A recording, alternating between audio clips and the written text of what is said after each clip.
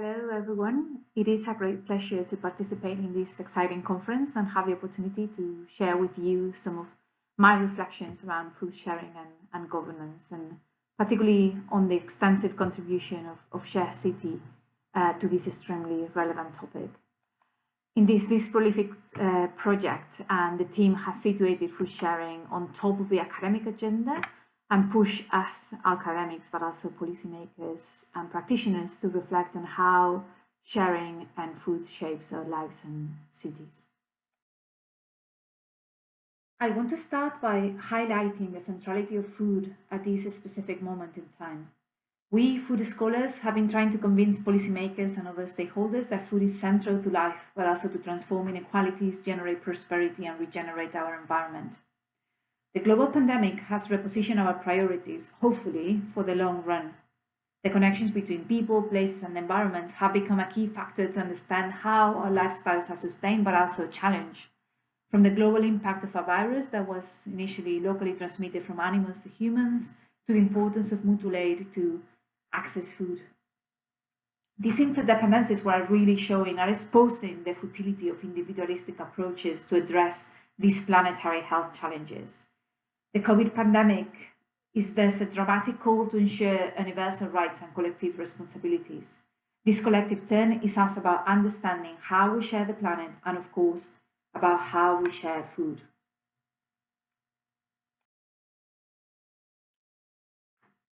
Food sharing, that is, collective and collaborative practice around food, are changing as highlighted by the SHARECITY project. We can share meals as we used to, but at the same time, in many instances, food sharing has become essential. It has become in many ways about caring. We're witnessing a rise of mutual aid networks which are changing our food system and creating or repurposing a city infrastructure to address food insecurity. We're seeing how residents' kitchens become part of this community infrastructure and are used to cook not only for their families but for the vulnerable neighbors, how young people buy food for the elderly, or how farmers, local shops and markets are giving away food to the neighbors in need. Together, COVID-19 and these new initiatives expose all the new challenges around how food systems are governed. For example, during the pandemic, regulations have hindered rapid responses and innovations, even at the worst of times, with restaurants being fined for delivering free food to residents in need during the lockdown, or the inability to deliver food bank passes to people's homes due to data protection regulations. The limited capacity of the public sector to ensure the right to food has also been exposed. The public sector has been ill-equipped to even coordinate responses during this time to ensure this right to food. And this even includes assessing who needs food, when and where. Also, the lack of access to infrastructure from communities to organize activities and responses has been exposed during this pandemic, such as delivering free food or cooking for neighbors. What are the resources that this community have?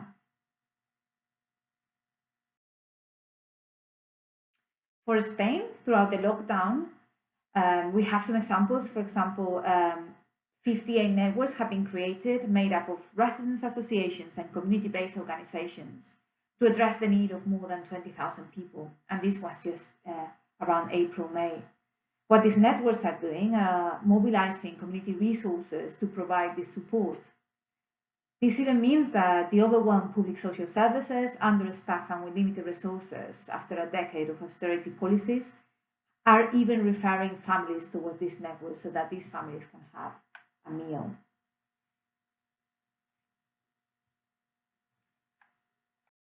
These examples highlight again the central role of governance in shaping food system outcomes such as food security and sustainability.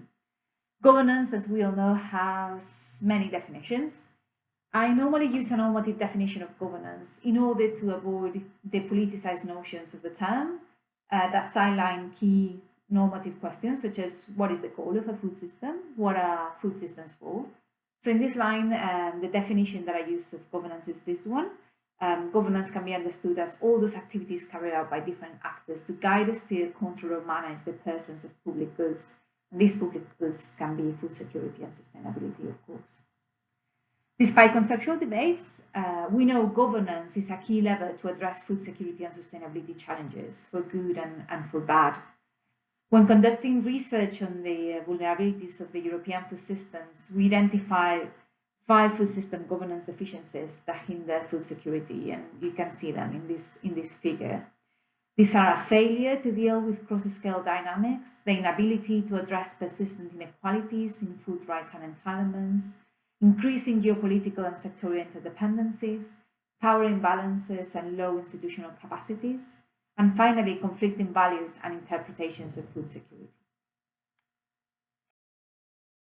In order to understand how governance can contribute to shape more sustainable and fair food systems, it's urgent to adopt a critical approach to this concept, I would argue, which sometimes, as we know, is fuzzy and difficult to pin down and can be used in many different ways.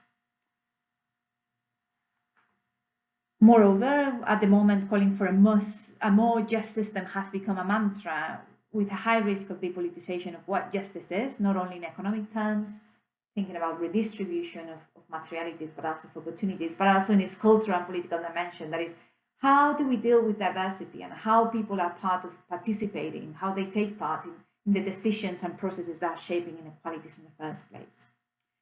A critical approach to governance means incorporating fully this political dimension that is inherent in the production and access to food, and therefore analyzing how governance processes reproduce or indeed transform current inequalities and injustice in particular foodscapes. A critical approach to food governance has to do with understanding how and if specific governance mechanisms modify these governance dynamics by changing who participates on what decisions and how. That is looking at equity, participation, and inclusion. It's about how values and knowledge are co-produced, if they are at all, and how is the political incorporated in these new arrangements. So it's about knowledge, values, and reflexivity. And finally, it is also about how different actors, sectors, and scales interact in specific places. That is thinking about how we create new forms of connectivity, but at the same time, autonomy. So I use this critical governance lens to reflect on the contributions of the SHARECITY project. SHARECITY has identified a set of policy challenges, including these ones that I list here. These have been highlighted through a workshop as the main ones. And what I've just been doing is trying to map these policy challenges to some of these dimensions of a critical governance framework.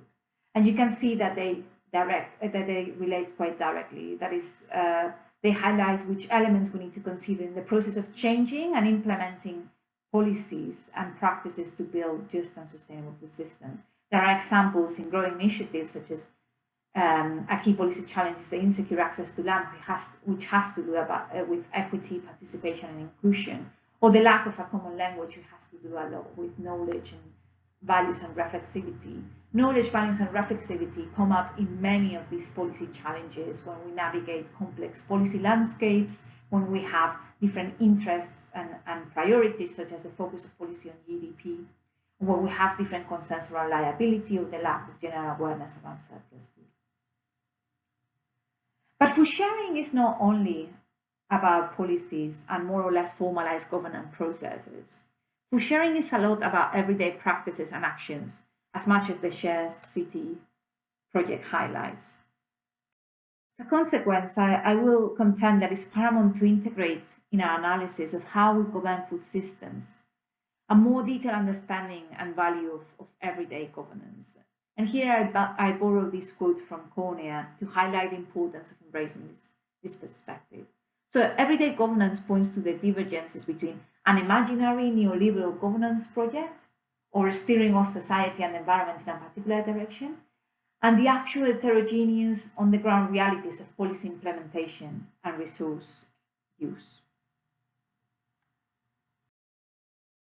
As the focus on the everyday and these on-the-ground realities become more relevant, so does the notion of agency. Indeed, a recent report by the high-level panel of experts of the Committee on Food Security states agency is now fully recognized as a key dimension of food security. Agency, they contend, refers to the capacity of individuals or groups to make their own decisions about what foods they eat, what foods they produce, and how that food is produced, processed, and distributed within the food system, as well as their ability to engage in processes that shape food systems, policies, and governance. To build empowering and respectful food systems means thus to ensure agency for all people and groups, including those who are most vulnerable and marginalized, to make choices and exercise voice in shaping that system.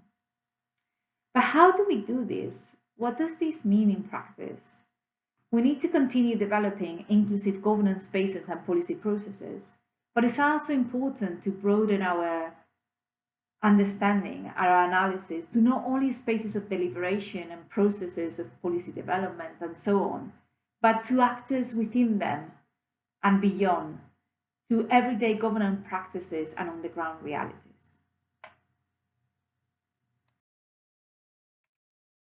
The focus on agency and everyday governance needs to permeate more fully the recreation and repurposing of our food infrastructure. Many food sharing initiatives provide invaluable lessons of how this happens, and the SHARECITY project documents very well these processes and these initiatives. In many of these initiatives, different actors, they are mobilizing social, physical, and digital infrastructures to build new food networks with the purpose of sharing and caring for people and the planet.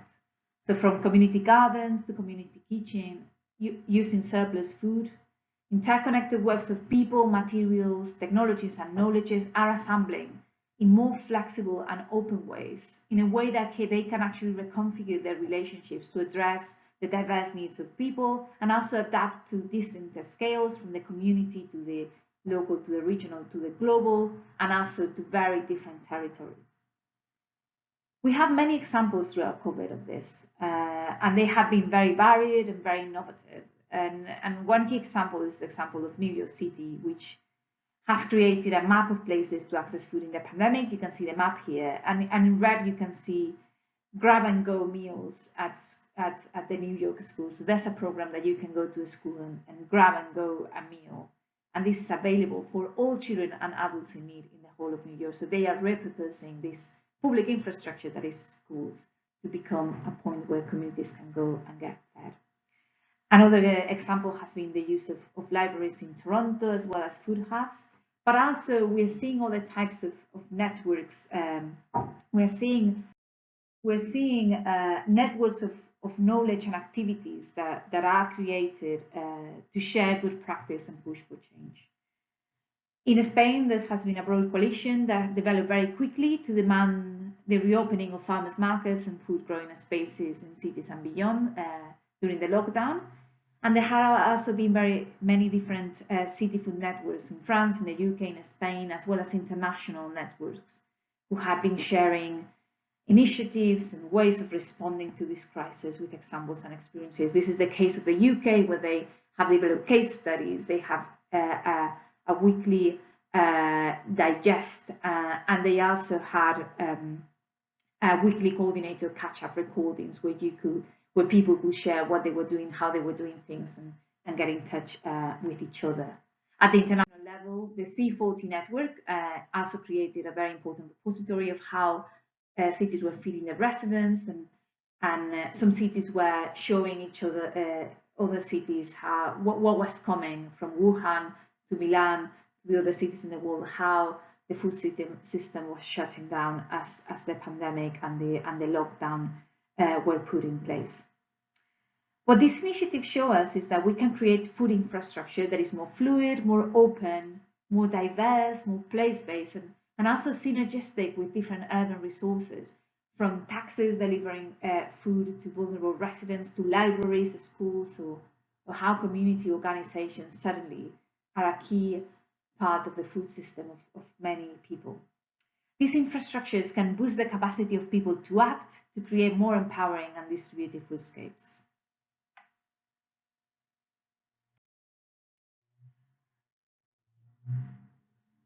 Nevertheless, after decades of actively championing neoliberal and extractive food systems and urbanisms, these more empowering, distributive infrastructures lack the capacity to easily replace the globalized food chains that reproduce our unsustainable food system.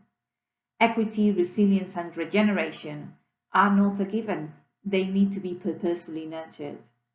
We therefore need to invest and facilitate the creation of distributive and empowering food infrastructures that are actually based on local needs and capacities, so that they assure a fair redistribution of value, knowledge, and power across actors and territories to deliver sustainable food for all.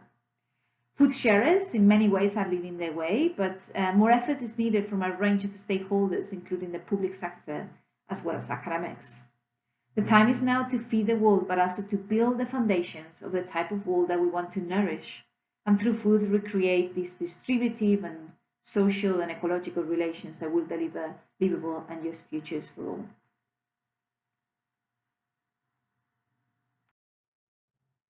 Thanks for your attention, and please do get in touch with any questions or comments on this presentation and keep contributing to the debate. Here there are some links with more information on SHARECITY and also some ways of contacting me. Thank you very much.